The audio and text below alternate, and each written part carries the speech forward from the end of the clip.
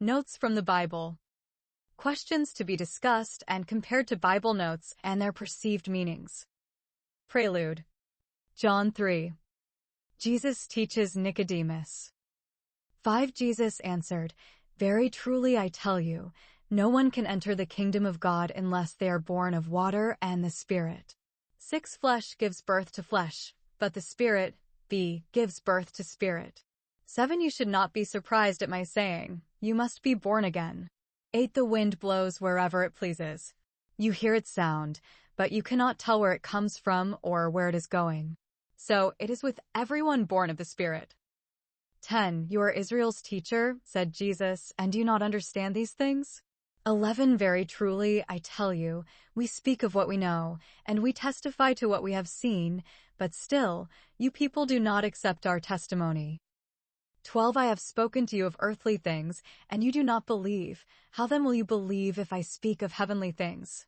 13. No one has ever gone into heaven except the one who came from heaven, the Son of Man. 14. Just as Moses lifted up the snake in the wilderness, so the Son of Man must be lifted up. 15. That everyone who believes may have eternal life in him. 1 Corinthians 10 verse 9. New International Version. We should not test Christ as some of them did, and were killed by snakes. That Hebrew word, MOFFJPVFM or seraph, 1429 and 30:6. The polal indicates an intensive of the root PVF, of that means to fly or flutter. Angels. The term angel, which is derived from the Greek word angelos, is the equivalent of the Hebrew word malach, meaning messenger. A seraph in Jewish, Christian, and Islamic literature is a celestial being described as having either 2 or 3 pairs of wings, or being flying serpents or dragons and serving as a guardian of God's throne. Often referred to as the burning ones, seraphim appears in the Old Testament, specifically in the temple vision of the prophet Isaiah. In this vision, they are depicted as 6-winged creatures praising God in a chant known in the Greek Orthodox Church as the Trisagion, meaning thrice holy. The phrase is, "Holy, holy, holy is the Lord of hosts, the whole earth is full of his glory," Isaiah 6 verse 3. In Christian angelology, seraphim are considered the highest-ranking celestial beings within the hierarchy of angels. It is important to note this species is seen as a serpent or dragon, also called a flying serpent or javelin.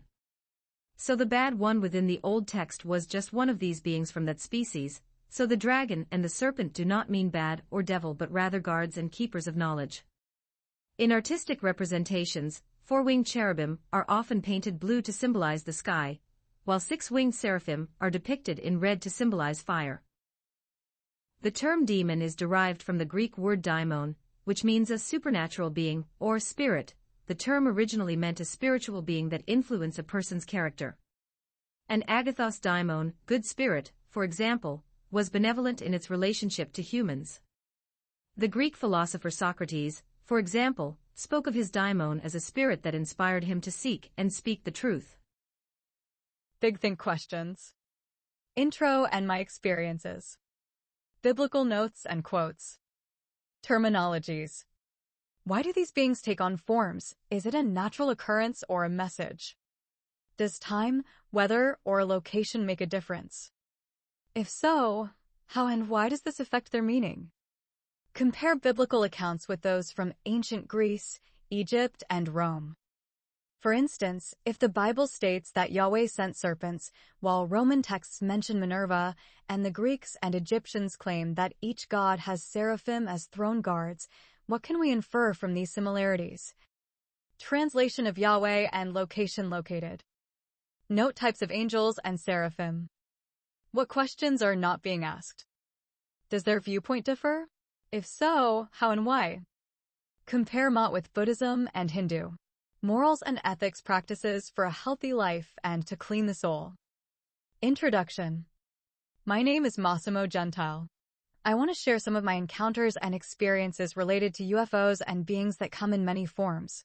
It is still undetermined how many beings choose their form or if they are born with it, essentially their species. I started off as a child, and some of my earliest memories involve drawing otherworldly battles and fantasies, often depicted with basic stick figures. Considering I have no artistic skills, I believe these drawings might have connected to experiences I had later in life, even if I initially thought they were merely imaginative fantasies. When I was a child, my parents and aunt decided to play with an Ouija board. We all thought it was nonsense until strange things began to happen. For instance, my brother, cousin, and I were told to wait in one of the bedrooms during the game. I wish I could say they were playing pranks on each other, but they weren't.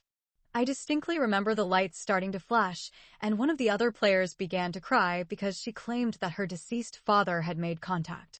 I suspect that she may have been tricked, but it felt as though some energy was feeding off the situation. Interestingly, there was a movie made that was based on someone else's encounters, which I suspect might be quite common.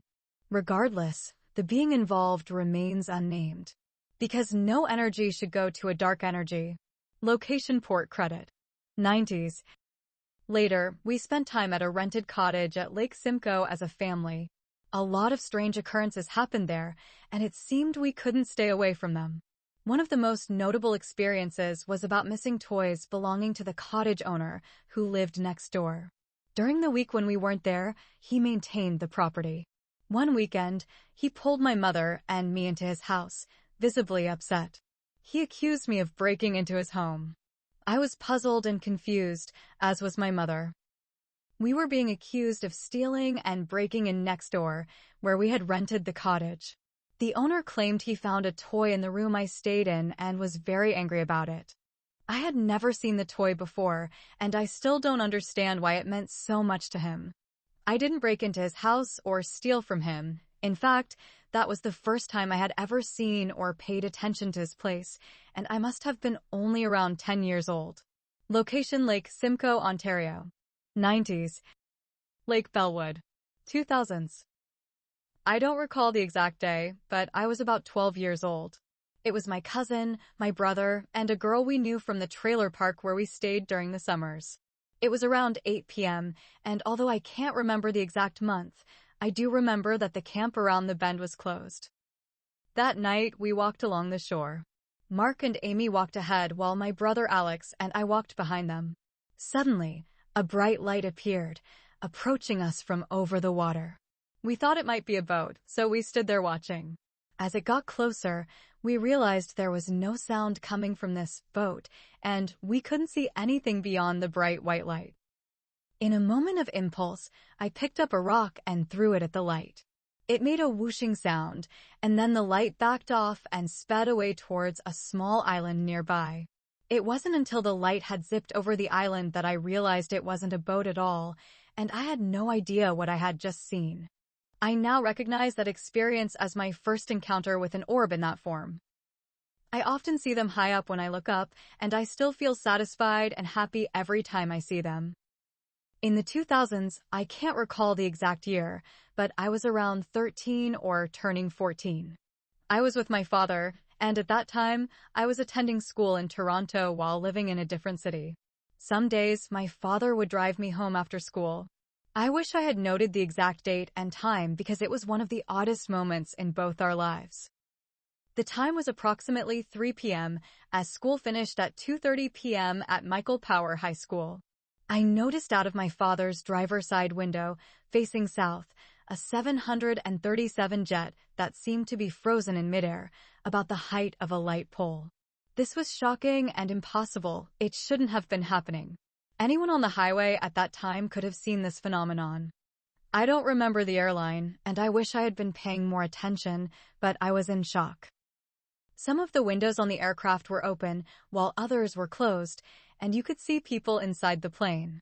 We were already traveling at about 100 kilometers per hour on the highway, so it was just a brief glimpse. We didn't turn back because we assumed we would definitely hear something about it in the news later. However, we never heard anything more about it. In the winter of 2009, on an unforgotten Saturday, around 7 p.m., my brother and I went on a ski trip to Whistler, BC. We were hoping to tackle a run called DOA, but unfortunately, the weather was bad on that side, and we weren't able to complete it. However, we managed to climb to the top 8,000 feet. That evening, we went out for dinner to celebrate at a steakhouse. While we were eating, 2 men approached our table and said, "You look decent. We have a job for you." I was quite upset to be interrupted while enjoying a meal, so I responded, "Can you go away? I'm eating with my brother. We can talk later." I felt offended by their interruption and my response, which seemed quite rude on my part for behaving that way. But we were in the middle of our dinner. The men waited off to the side at a corner table while we finished our meal. After I paid the bill, I glanced their way and simply left. I had no idea where this odd encounter was heading, and it remains a memorable moment for me. Interestingly, my brother, who was there the whole time, has no memory of this encounter at all.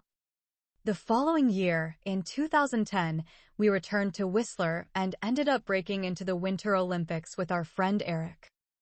In 2011, I experienced some strange events that felt like abductions. One of these involved a little gray figure. These events were odd because I always awoke in my bed. I typically wrote them off as dreams, but these were different, so notable that I can't explain them fully, but I can describe my experience. It was a summer night, and nothing remarkable was happening.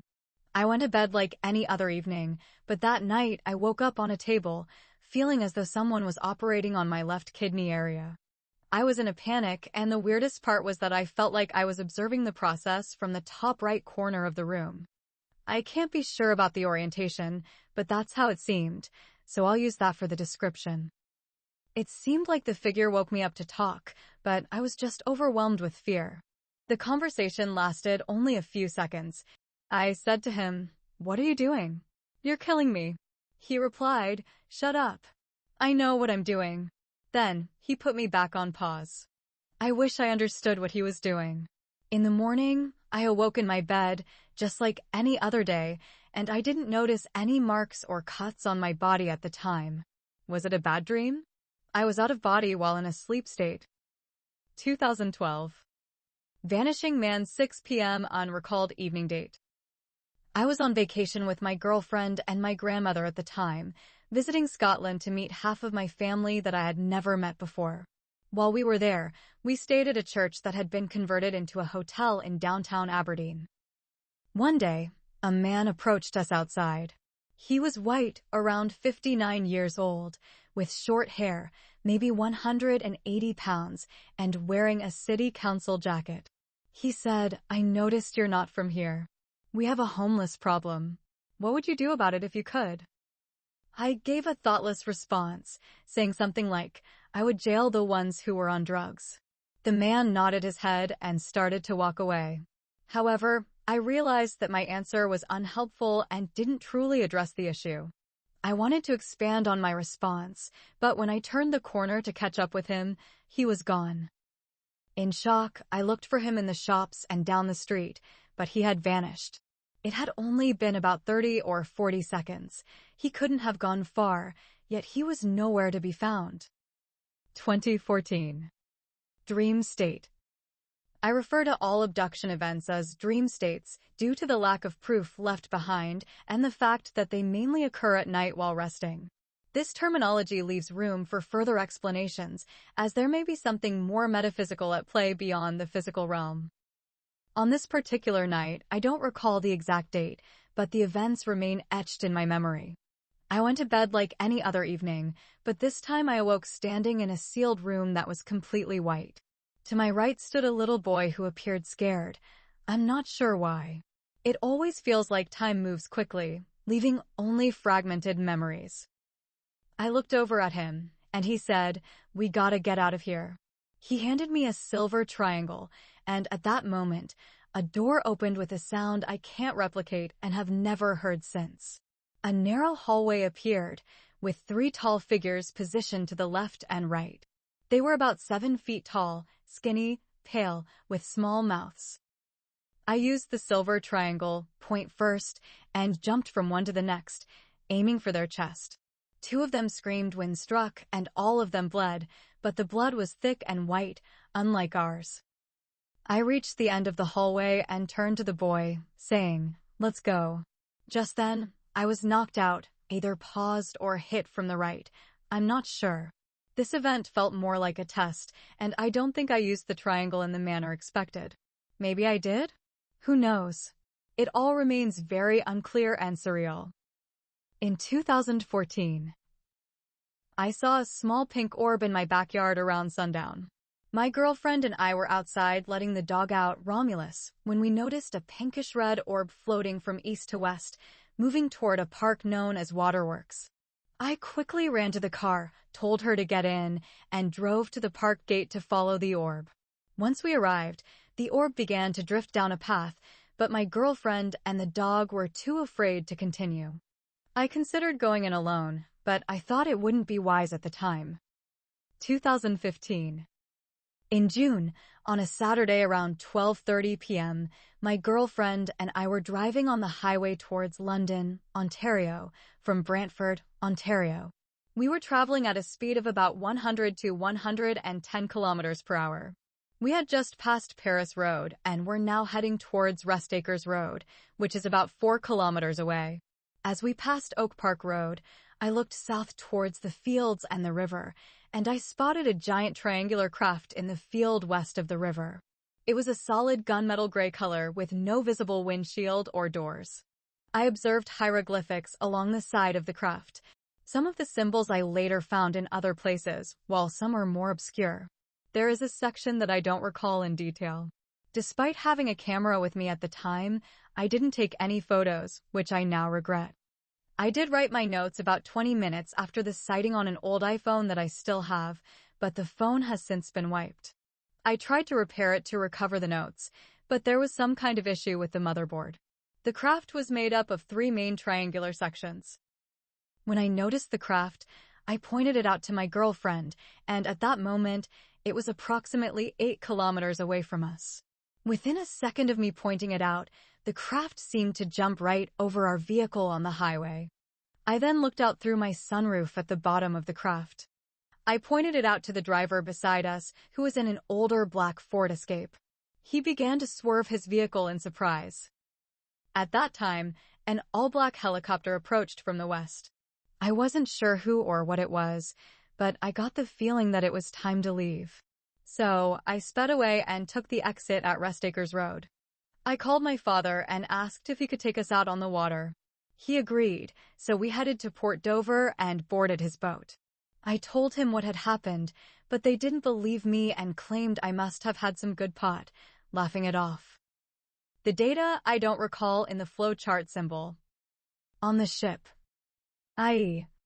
Author's note more will be inserted after I review other various notepads. In 2020. Around 11:30 p.m., I was at Port Dover Marine, enjoying the night sky and contemplating where I would stay for the next little while. 3 glowing fireball orbs appeared in the sky, moving from the west to the east, just in front of me and over the lake. I'm unsure if anyone else witnessed this event that evening. I will update my notes later with the correct time and date, which I noted in a separate logbook. April 18, 2022. Time * 2:16 a.m.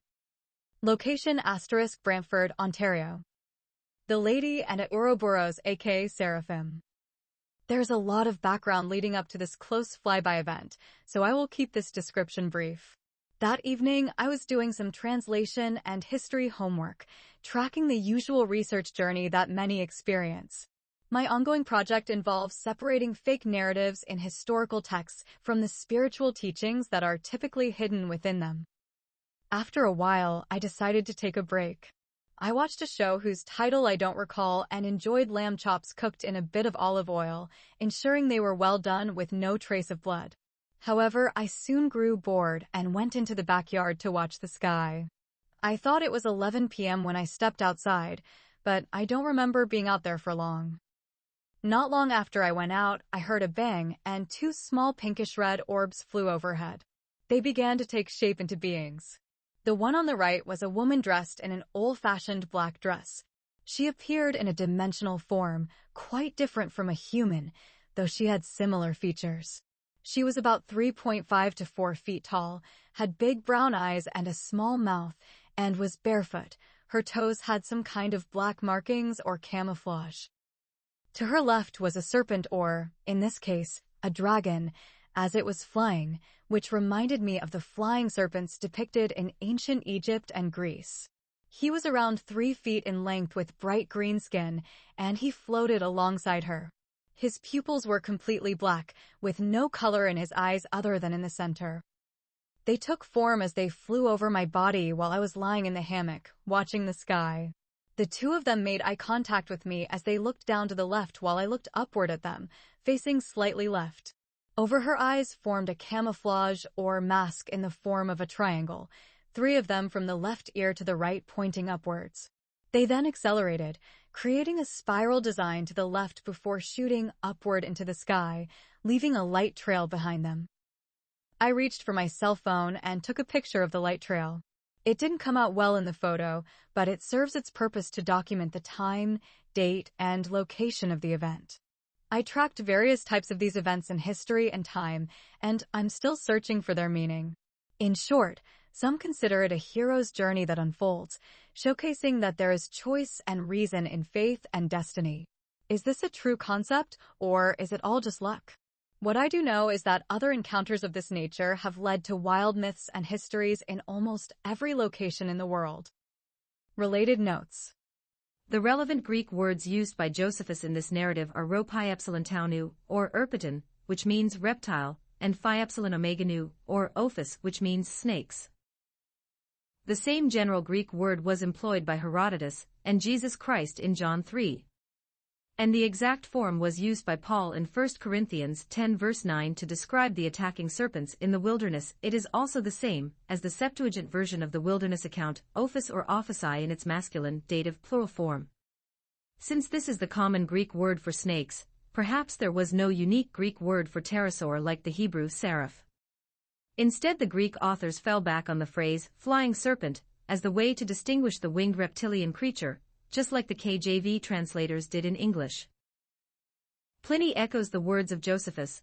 The Egyptians also invoke their ibis against the incursions of serpents, and the people of Elis, their god Maiagro, when the vast multitudes of flies are bringing pestilence among them. Pliny as translated by Bostock and Riley, 1855, page 933. The Assyrian monarch Esarhaddon recounts how he marched south into the desert, where serpents and scorpions cover the plain like ants. Luckenbill, 1989, page 556, and he recorded seeing yellow serpents that could fly as he marched to fight against Taraka, king of Egypt and Nubia. Borger, 1956, page 90. The ancient authors Aristotle, Philai, Aelianus, Ammianus, Mela, Solinus, anonymous 4th century Coptic monks, the 13th century Armenian historian Matthew of Edessa, Solinus, Cicero, Aristotle, and Philai all reference flying serpents. Gertson, 1998. The Jewish Encyclopedia states, the seraphim are frequently mentioned in the Book of Enoch, XX 7, LXI 1071. 7, where they are designated as Delta Rho Kappa Omicron Nu Epsilon, serpents, and are always mentioned, in conjunction with the cherubim, as the heavenly creatures standing nearest to God. Some authorities hold that the seraphim had their origin in the Egyptian seraph, a composite, winged creature, Kirsch and Benzinger, 2002, page 201.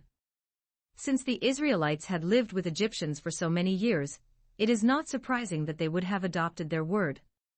Indeed, many compelling depictions of the pterosaur, including seal artifacts and King Tut's throne, were found in Egypt.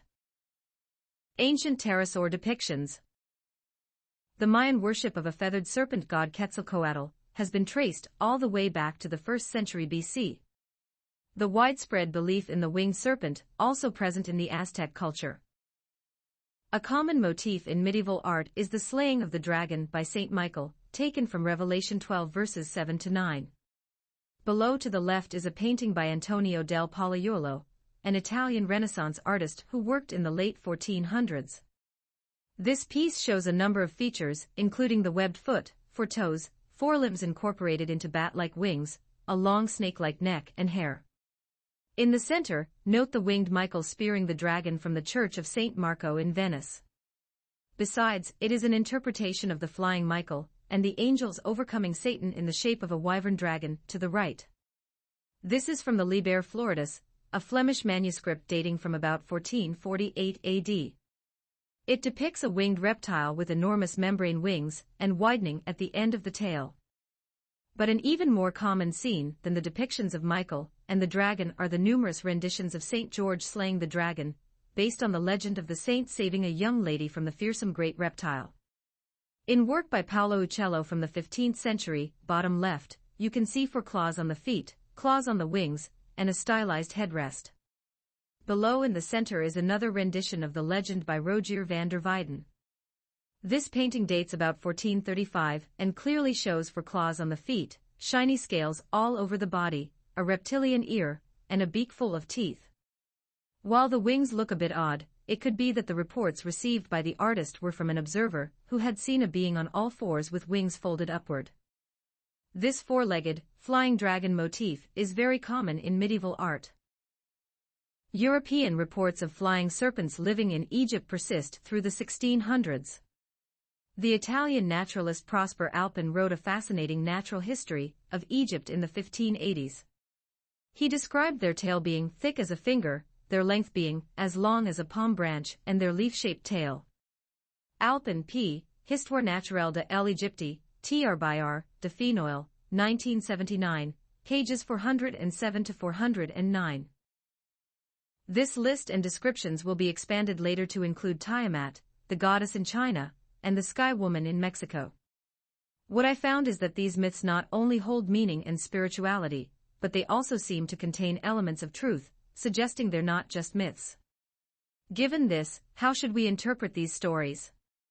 Have they been conveyed in the way they were meant to be received, or is there more to uncover?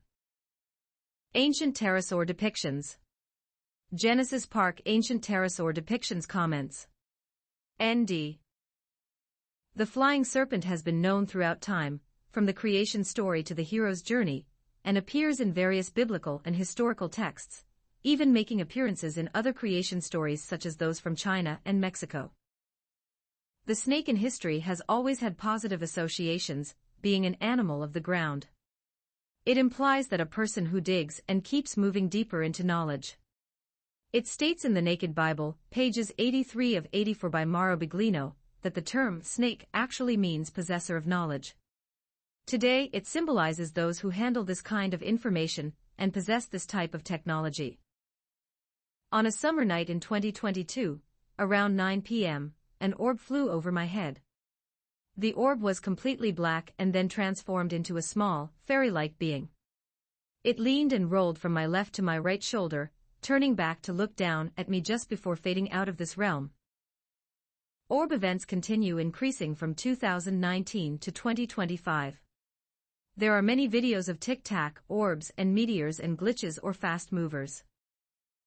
Exodus 3 verses 13 to 15. New International Version. 13 Moses said to God, "Suppose I go to the Israelites and say to them, 'The God of your fathers has sent me to you,' and they ask me, 'What is his name?' Then what shall I tell them?" 14 God said to Moses, "I am who I am. Hey, this is what you are to say to the Israelites, 'I am has sent me to you.'" 15 God also said to Moses, "Say to the Israelites, 'The Lord, be the God of your fathers, the God of Abraham, the God of Isaac and the God of Jacob, has sent me to you. This is my name forever. The name you shall call me. From generation to generation." One name of God can be found in the Book of Esther, one most familiar to most would be Tetragrammaton. In the past, this was represented as YHVH. Another term well known is Yahweh, which is meant to be pronounced as Jabovah, which reads this is the name that shakes and moves the heavens. Names of God found in various texts, Demeter, female, and Macroprosopos, a name synonymous with Tetragrammaton. In the Kabbalah, you find the term Agia for further representation for references to this practice around the world and throughout time. It also reads there are 99 names for the goddess, and 7 for the one overall. From this, we can deduce there is a hierarchy in the heavens in which, in the books, you can find the term Shem-Haim-Farash, which is the name of the ranking system used in the heavens. Keeping this in mind, it would be wise to avoid claiming to know the ultimate truth, as there seems to be more to the stories available for everyone to discover. However, when people reach this point, they often skip over it. I am referring to the part in Genesis, the creation story, which is well known among Catholics.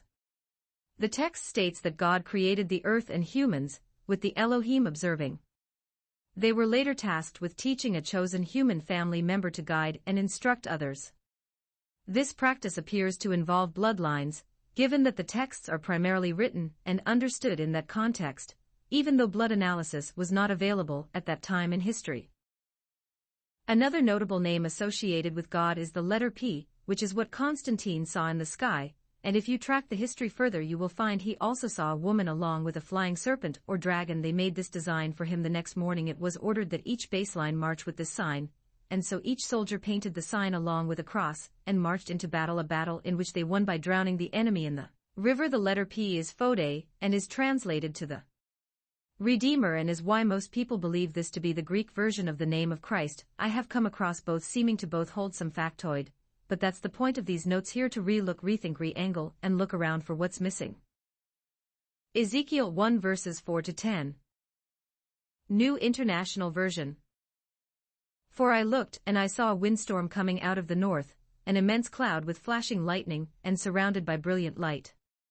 The center of the fire looked like glowing metal, 5, and in the fire were what looked like 4 living creatures. In appearance their form was human, 6, but each of them had 4 faces and 4 wings.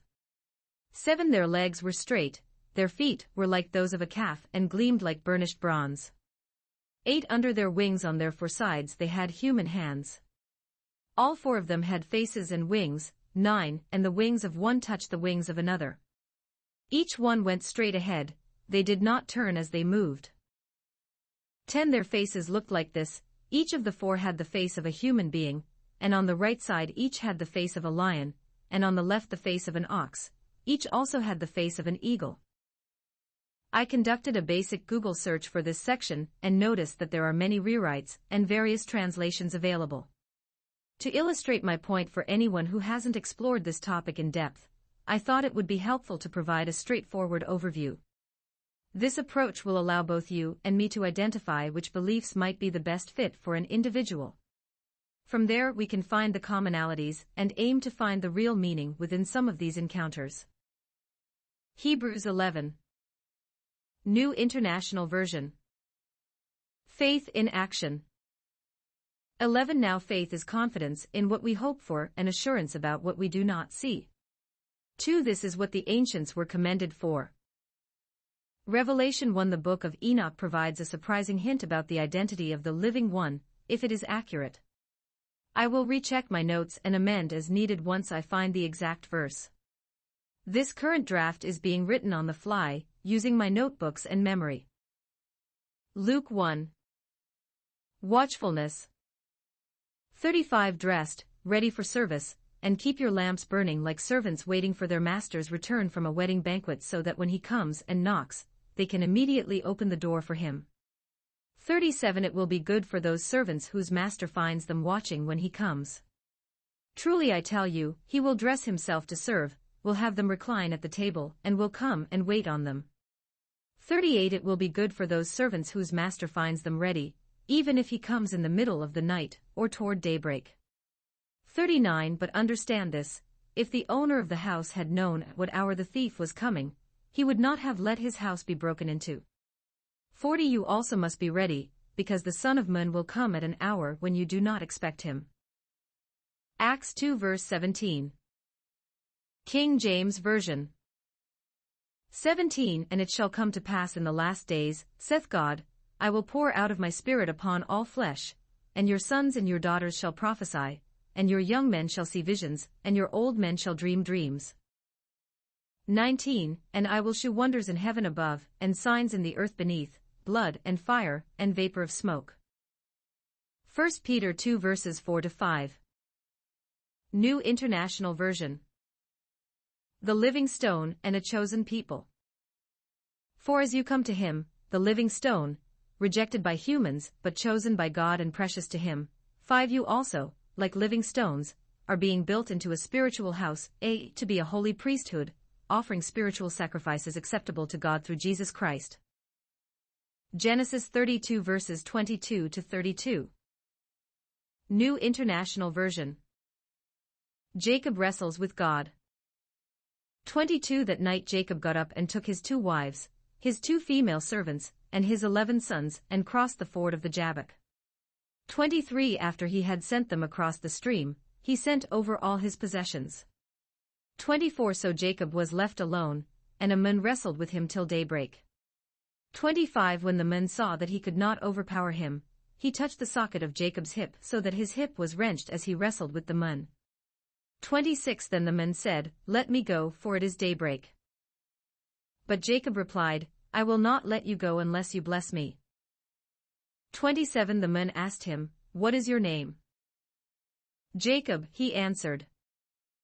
28 Then the man said, Your name will no longer be Jacob, but Israel, because you have struggled with God and with humans and have overcome. 29 Jacob said, Please tell me your name. But he replied, Why do you ask my name? Then he blessed him there. 30 Southwest Jacob called the place Peniel, saying, It is because I saw God face to face, and yet my life was spared.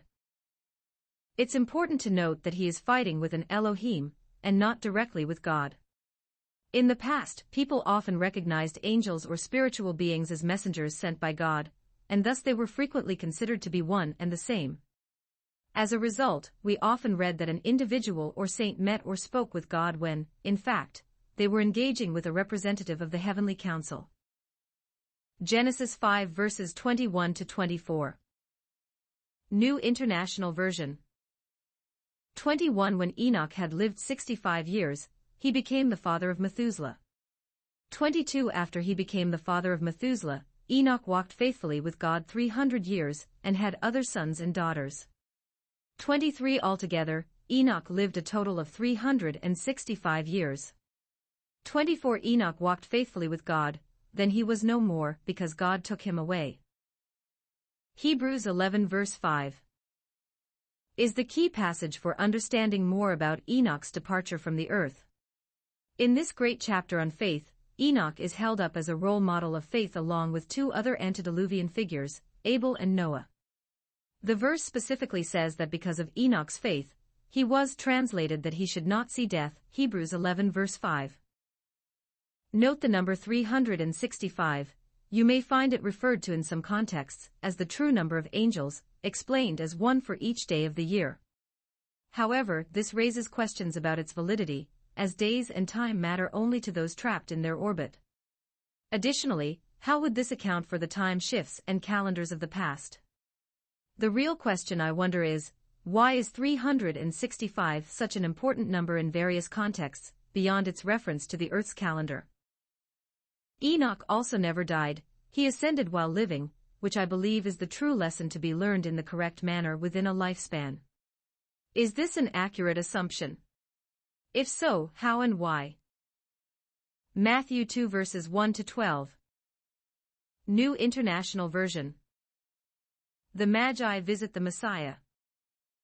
We find examples of the 3 Magi whom followed an orb or star as it read, and tracked the location and time matching it with a prediction of a leader to come, Jesus, whom Mario Biglino states in his book The Naked Bible could have the nephew of John the Baptist, who later baptized Jesus when he returned from Egypt.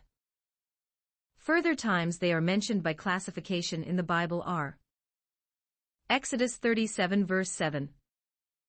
King James Version. 7 And he made 2 cherubims of gold, beaten out of 1 piece made he them, on the 2 ends of the mercy seat. Genesis 3 verse 24. New International Version.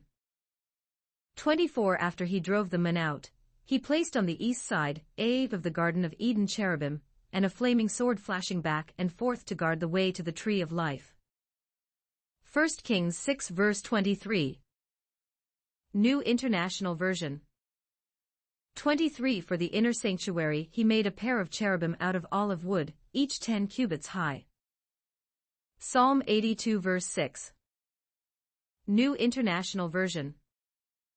God presides in the great assembly. He renders judgment among the gods. 6 I said, You are gods. You are all sons of the Most High. But you will die like mere mortals. You will fall like every other ruler. Genesis 1 to 2. New International Version. The beginning. 1. In the beginning God created the heavens and the earth. 2. Now the earth was formless and empty, darkness was over the surface of the deep, and the Spirit of God was hovering over the waters. 3. And God said, "Let there be light," and there was light. For God saw that the light was good, and he separated the light from the darkness. 5. God called the light day, and the darkness he called night. And there was evening, and there was morning, the first day. Numbers 31. New International Version. Vengeance on the Midianites. 31. The Lord said to Moses, 2. Take vengeance on the Midianites for the Israelites. After that, you will be gathered to your people.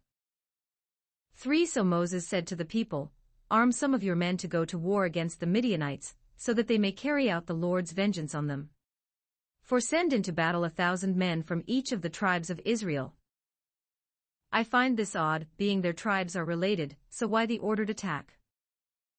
Ezekiel 20 verses 25 to 26. New International Version. 25. So I gave them other statutes that were not good, and laws through which they could not live. 26. I defiled them through their gifts, the sacrifice of every firstborn, that I might fill them with horror so they would know that I am the Lord.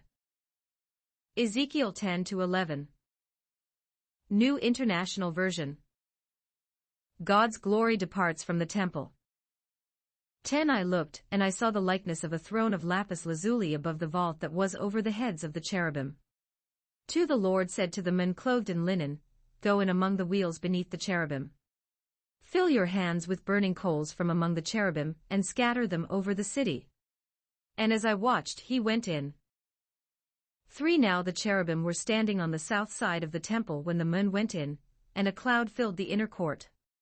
For then the glory of the Lord rose from above the cherubim, and moved to the threshold of the temple. The cloud filled the temple, and the court was full of the radiance of the glory of the Lord. 5. The sound of the wings of the cherubim could be heard as far away as the outer court, like the voice of God Almighty, when he speaks. 6. When the Lord commanded the men in linen, Take fire from among the wheels, from among the cherubim, the men went in and stood beside a wheel. 7. Then one of the cherubim reached out his hand to the fire that was among them. He took up some of it and put it into the hands of the men in linen, who took it and went out. 8. Under the wings of the cherubim could be seen what looked like human hands. 9. I looked, and I saw beside the cherubim 4 wheels, one beside each of the cherubim. The wheels sparkled like topaz. 10. As for their appearance, the 4 of them looked alike, each was like a wheel intersecting a wheel.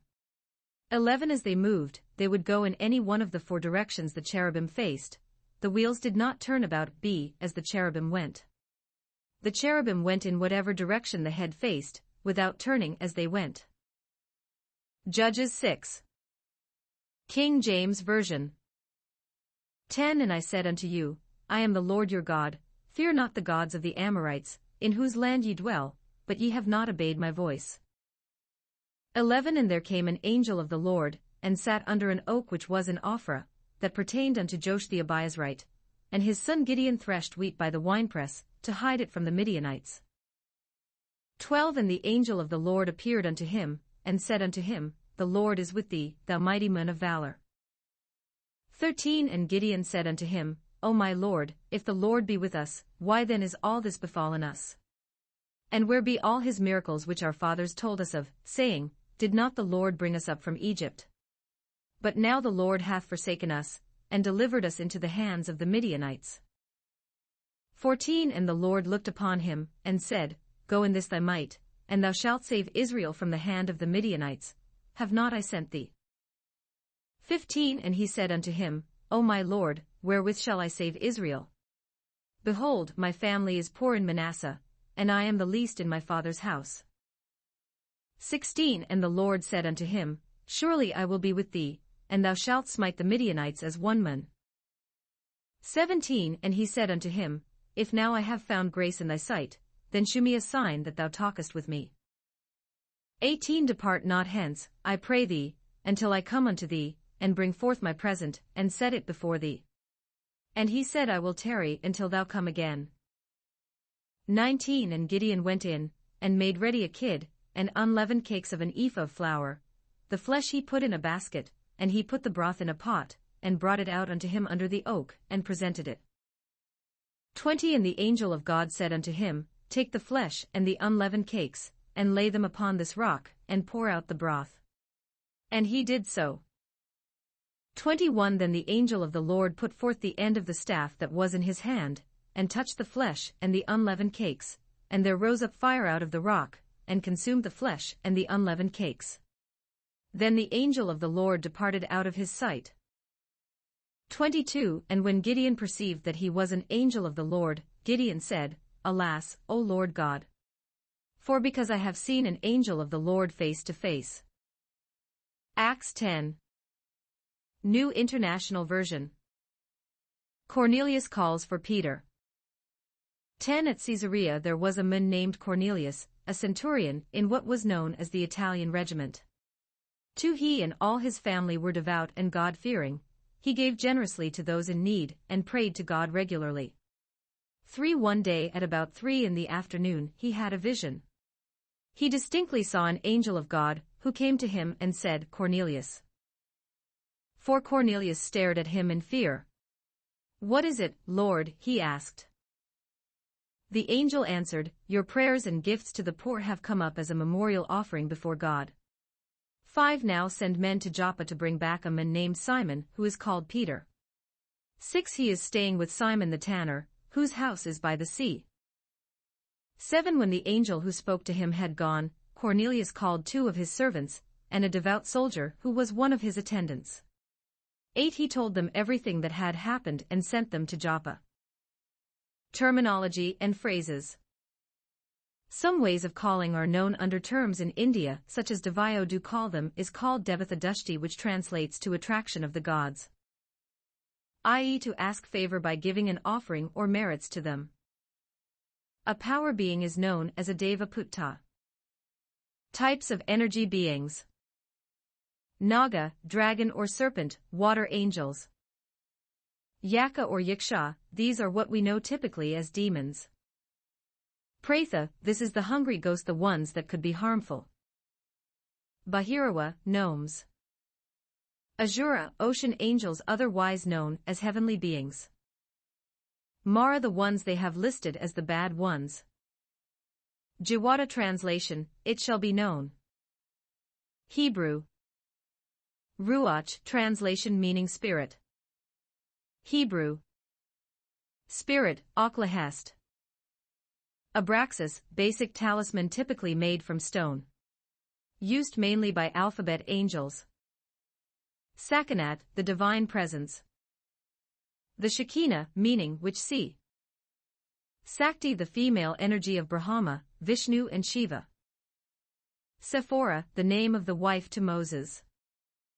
Sit lux et lux fiut, let there be light. Soli sanctissimo sacrum, sacred to the most holy Son. Stellato sedet solo, he sits alone on his story throne. Ada Jiber lolam Adonai, thou art mighty forever, O Lord. En Sof, the phrase means intellectual light. Galzu, hybrid, sometimes visits and visions, normally to cause change or order commands. Rabboni translates to master. Kavod, glory, is a powerful object and is used as a weapon sometimes. Theoi, gods. Keruvim, the act of covering. Michael, first commander. Theos, god. Deos, mainly female gods. To be further expanded on. The divine right of kings and the hero's journey are concepts commonly associated with religious texts, legends, and myths. All of these narratives often provide guidance on how to conduct one's life, such as living in accordance with the principles of Mott, or they convey other spiritual or moral lessons. Typically, they are structured in designs similar to those mentioned below. Used with abuse, noted by being highlighted.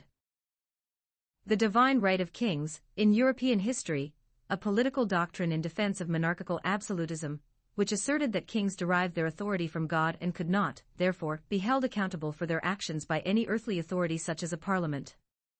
Originating in Europe, the divine right theory can be traced to the medieval conception of God's award of temporal power to the political ruler, paralleling the award of spiritual power to the church. The divine right of kings was practiced and believed in during those times for many reasons. One reason was the instructions given to them, but the other, which I find more interesting, is that the people truly believed these notions to be facts. They understood that there was more to the world, including spiritual realms and possibly even other worlds. During this period, there were many different legends, and it can often be difficult to determine the origin of a myth, which typically contains more truth than one might expect. With these topics in mind, I would like to ask whether there is a connection between this and the Book of Enoch, particularly the part where it mentions God's original plan.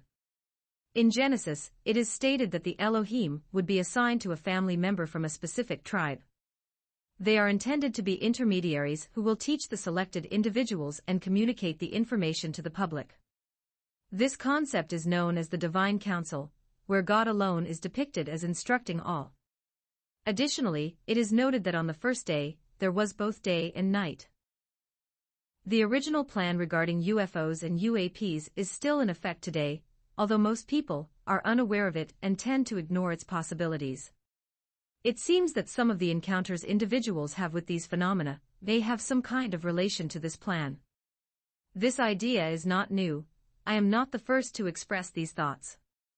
Concepts like this were widely recognized and understood by various religions and spiritual practices, such as Buddhism, long before being hidden for the first time around 5 AD, then a second time in 337 AD. A look back to get the date, it was called the Purge, then the 1100, and again Friday the 13th 1307 AD, and further purges on beliefs, practices and history.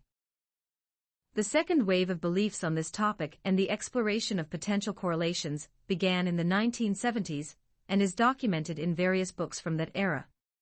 It was a hot topic in those days, particularly in California.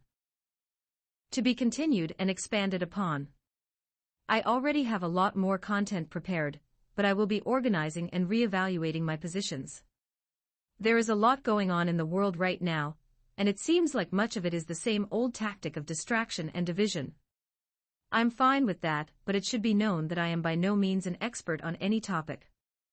I am simply exploring and comparing where I stand in relation to my own thoughts, feelings, and perceptions of these matters while trying to exclude the outside noise. Some say that reading and researching others' experiences may affect your own impressions, and that is true to an extent. However, without comparison and reflection, how can we see the way forward? And if we could, would it only be linear, causing us to miss the point? Is it all a connection with consciousness, or is there something more? In the end, we all have a choice: adapt and overcome, or fall in and fall back.